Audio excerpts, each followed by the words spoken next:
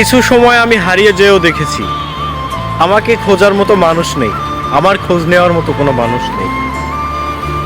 আসলে আমি কেমন আছি, কি অবস্থায় আছি, কেউ কখনো জানতে চায়নি।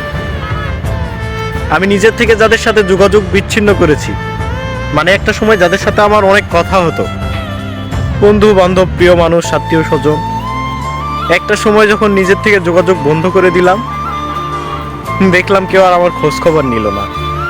আসলে ভাই এটাই বাস্তব, আর এটা আপনাকে মেনে নিতেই হবে। আপনি কারো কাছে ততক্ষণ পর্যন্ত প্রিয় হবেন যতক্ষণ পর্যন্ত আপনাকে সে স্বার্থের জন্য ভালোবাসবে। স্বার্থ ছাড়া কেউ আপনাকে ভালোবাসবে না, আর স্বার্থ ছাড়া কেউ কারো পাশেও থাকে না। স্বার্থ যতক্ষণ, খোঁজ খবর নিবে ততক্ষণ। স্বার্থ ফুরালে কেউ আপনার খোঁজ খবর নিবে না, এটাই বাস্তব।